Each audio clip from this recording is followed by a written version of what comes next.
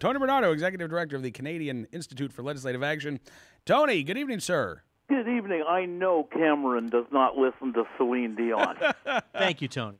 It's no problem, Cameron. Yeah. I mean, I understand. And thank you for the Bryan Adams, guys. We appreciate that. Absolutely. It was Bryan Adams or Triumph or Rush or... Actually, there are quite a few Canadian bands, Tony, now that I think about it. I'm not going to mock you guys for your Canadian rock. I've got a lot of Canadian bands on my iPod now that I think about it. But enough about the music. Let's talk about elections in Canada, Tony, because last night was incredible.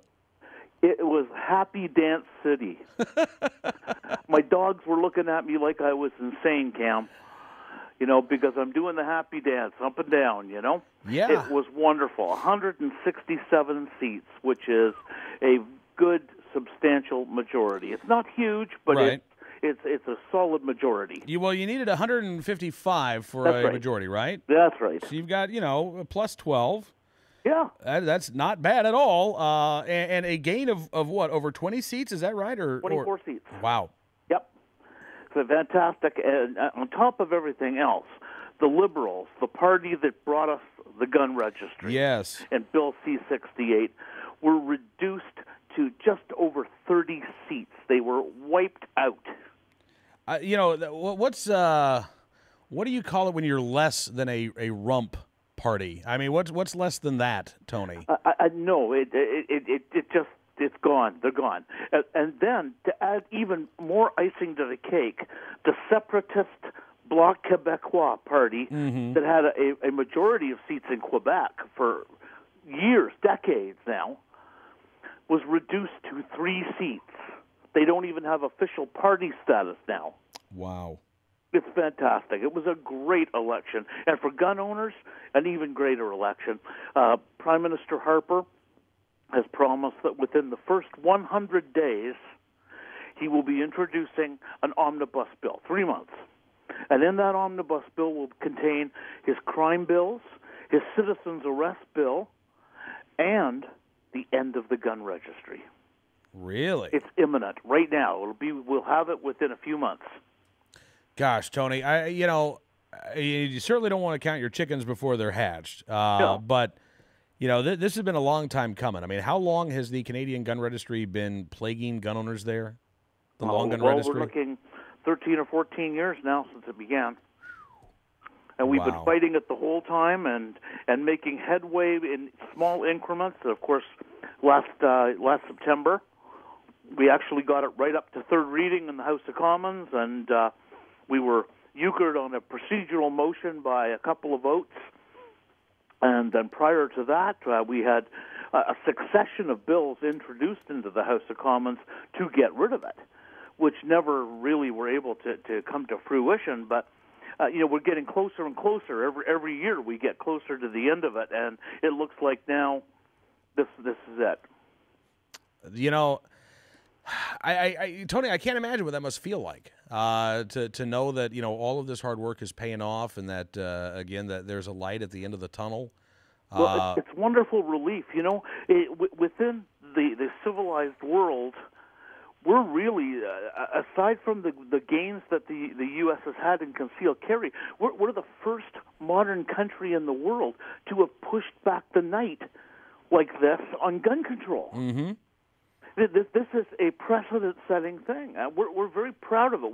We've worked hard for this, and Canadian gun owners have fought like tigers for over a decade to make this happen. And this victory belongs to the gun owners of Canada. There are a number of seats out there where Liberals were defeated, where Conservatives were elected. We know, for example, that we had gun owners working in the campaigns of 167 ridings.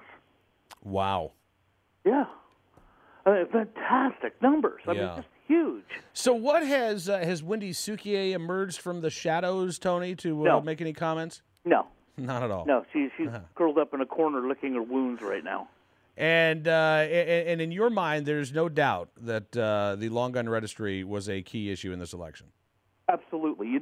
They claimed at the beginning, the Liberals and the New Democratic Party claimed at the beginning of the election very solemnly that the gun registry would not be an election issue in this election. Yeah.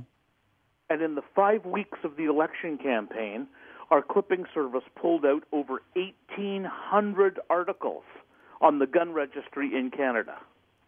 Wow. In 5 weeks. Tell me it wasn't an election issue. They were coming in from every little tiny community newspaper and radio station in the entire country. This was not just an election issue, it was a big election issue. Yeah, and how much did the NDP benefit from not whipping their caucus on the long gun registry vote, which allowed some of their members to actually vote to abolish the long gun registry, unlike the Liberals, which did whip their caucus? Yep. And no Liberals were allowed to vote to abolish it. Every single member that voted for the gun registry was reelected. Really? Yeah.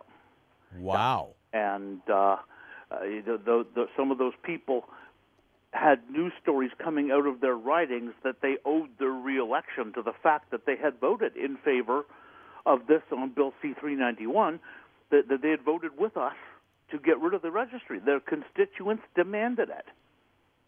That is... So there is a number of places there where the NDP MPs seem to have benefited from this. Wow. And certainly, the NDP party was pretty quiet about the gun registry through the entire election. They really didn't have much to say, other than rather than getting rid of it, they would support fixing all its problems. Of course, it's so fraught with problems, the only way you could fix it is to get rid of it. But, Wow. So, Tony, what happens next? Well, we let them take office and order their business cards and get the papers arranged on their desks, and everything starts up. And away we go. And we're hoping with a majority in the House of Commons, we also have a conservative majority in our Senate. So the bills are going to go through really easy, especially something like this. And we're anticipating that, within the year, certainly within the remainder of this year, these bills will have passed and become law in Canada, and the gun registry will be a ugly memory. All right. Well, listen, Tony, thank you again, sir, for coming on the program tonight. Congratulations, and I do look forward to talking to you again very soon. Thanks, Cam, and I hope it's very soon. All right. Tony Bernardo, the Executive Director of the Canadian Institute for Legislative Action, joined us tonight talking about the results in Canada yesterday.